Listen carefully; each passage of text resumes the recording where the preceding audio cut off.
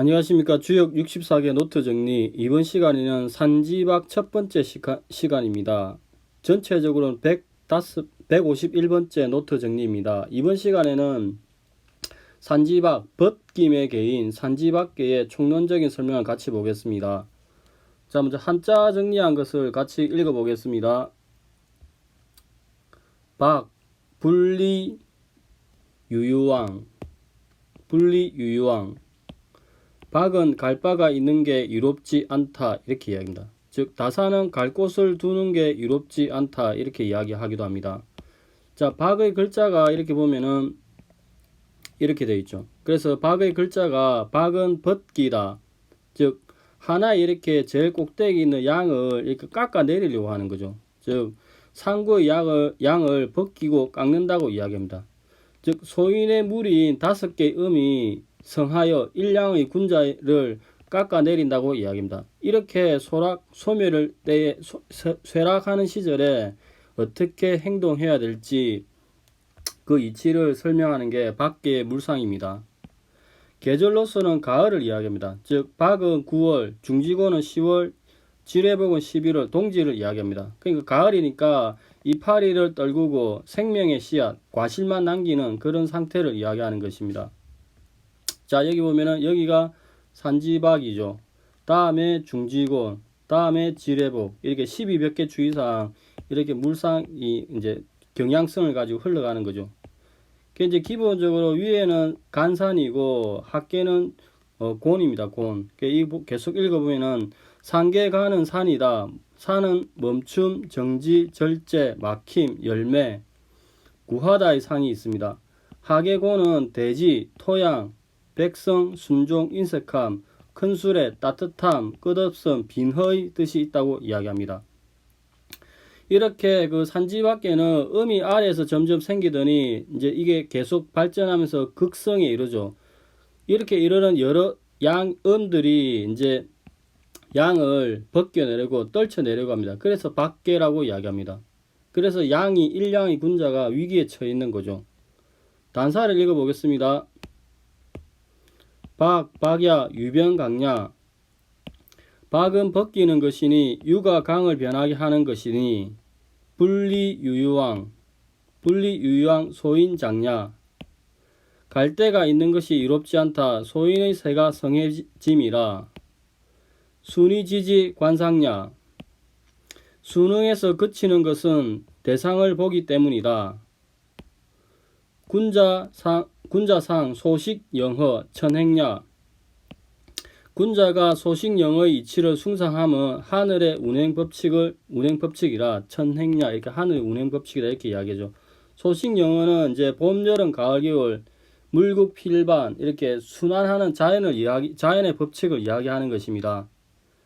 그 다음에 이제 그 대상전을 읽어보면은 삼부, 어지, 박, 상이, 후하, 안택 이렇게 이야기합니다. 산이 땅에 머물러 있는 것이 밖이니 이로써 아래를 후하게 하고 집을 편안하게 하니라 이렇게 이야기합니다. 후한택은 의미가 군자라면 백성을 근본으로 삼아야 하는데 백성이 나라의 근본이죠. 집은 또 가정생활의 근본이고, 그래서 백성을 후하게 대하고 편안하게 하면은 결국 이렇게 하면은 떨어져 나가는 박하는 것을 면할 수 있다 이렇게 이야기합니다. 황태현 교수님은 이 괴를 전체적으로 부연 설명하시기를 혁명전쟁 승리 후에 새로 건축된 주나라 안에서 소인에게 길길이 날뛰고 생활상의 부패와 기강이 이완된 것을 이야기합니다. 그래서 이러한 문왕은 기강문랑을 새 왕조 발전에 저해되는 점을 언급하고 이제 초여부터 문란이 심하지 않은 상황부터 문란이 심한 것까지 나아려 해가지고 이때 어떻게 대처할지 이제 효로서 밝히는 거죠. 자, 이 부분이 이제 그 산지박계의 그 전체적인 총론적인 설명입니다. 그러면 이제 이어서 다산의 설명을 같이 보겠습니다. 박, 분리, 유유왕. 박계의 개상이니 갈 곳을 두는 게 이롭지 않을 것이다. 상활, 삼부어지, 박, 상이, 후하, 안택. 산이 땅에 붙어 있으니 박계의 상이다. 윗사람은 이 개상을 살핌으로써 아랫사람을 후덕하게 대하고 집안을 편안하게 한다 이렇게 이야기합니다. 그러면은 이제 그 기본적인 그 총론적인 설명을 같이 보면은 박은 벗김이죠. 그다음 박은 난숙함이라고 이야기합니다. 박은 떨어짐. 그 후려쳐서 떨어뜨린다 이렇게 이야기합니다. 즉 기본적으로 보면은 12몇 개 주의사항 뭐 이런 경향성을 가지고 흘러가는 거죠, 지금. 천풍구에서 천산둔, 천산둔에서 천지비, 천지비에서 풍지관, 그다음 마지막에 이렇게 이제 산지박이 이렇게 이제 되는 거죠. 그래서 그 건께 이후로 음이 하나씩 점점 생기면은 상대적으로 양이 하나씩 벗겨진다고 볼 수도 있죠. 그래서 밖에 이러면은 건의 옷이 모두 벗겨지고 겉옷 하나만 남게 된다 이렇게 이야기합니다. 그 다음에 산지밖에는 또 전체적으로 보면 대간, 산의 이미지죠. 그래서 간의 미혹함이 있는 거죠. 즉 괴가 큰 간의 형태이니 간의 좁은 길에서 멈추지 않으면 그 좁은 길 밑에서 헤맨다고 이야기합니다. 그래서 분리유양, 갈바를 두는 게 이롭지 않다 이렇게 이야기합니다. 즉 소인의 세력이 점점 커지니까 이에 순응하고 멈추는 게 밖의 괴를 관찰해서 얻는 그런 전략적 행동이라고 이야기합니다. 즉 군자는 가득 차고 빔, 소식 영허의 이치를 숭상하여서 이게 천도의 운행이라는 걸 알고 이렇게 소인이 성행하는 시절에 멈추고 순행하는 게 필요하다고 합니다.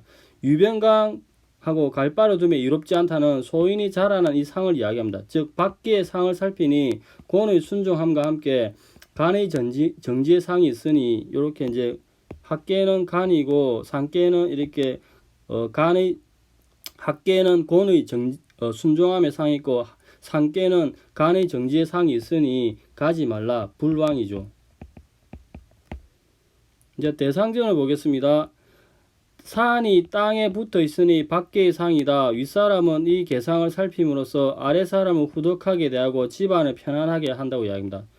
똑같습니다. 12몇 개 주의사항 이렇게 경향성을 가면서 가는 거죠. 그래서 천풍국의 시절에 보면은 위는 두텁고 아래는 엷은 상이라고 이야기합니다. 그래서 전진하면서 이제 위를 하나씩 양을 하나씩 깎아 먹는 거죠. 양을 하나씩 깎아서 이제 아래를 두텁게 하는 그런 물상이 나온다고 이야기합니다. 그래서 비, 관, 박, 최종적 박이 되면은 한 개의 양만 남기고 음의 쌓임이 매우 두텁게 음이 이렇게 5양까지 이렇게 쌓이는 두텁게 쌓이는 형식이 되죠.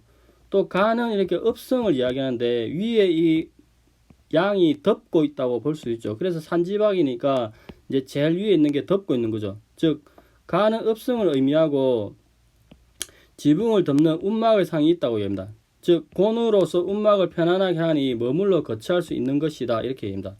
후하 안택의 이미지는 아랫사람을 후덕하게 대하고 집안을 편안하게 하는 것이라 이야기합니다. 즉 곤의 땅이 이미 두터운 상황에서 산이 여기에 또 붙어 있으니 그 후덕함이 지극하니까 결국 그 이 후하 안택의 이미지를 이렇게 물상을 도출해냅니다.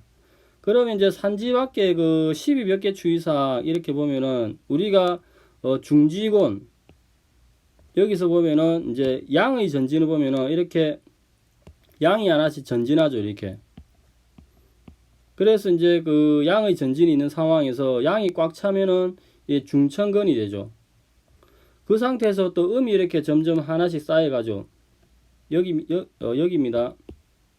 여기에 중천건이 있은 뒤에 다시 이렇게 음이 하나씩 이렇게 쌓여가는 과정이죠. 그래서 여기가 이제 산지박이 되는 거죠. 이 부분은 이제 음의 상승, 양의 상승, 이 부분은 음의 상승, 음의 이제 척적이 있는 거죠. 그래서 여기가 마지막으로 산지박기가 되고, 여기가 산지박기가 되고, 산지박이 되고 난 다음에 다시 이제 여기 산지박이면 다시 이제 또 이제 다 없어지는 중지곤이 돼서 다시 중지곤으로 이렇게 다시 가는 거예요. 그래 끊임없이 순환하는 거죠.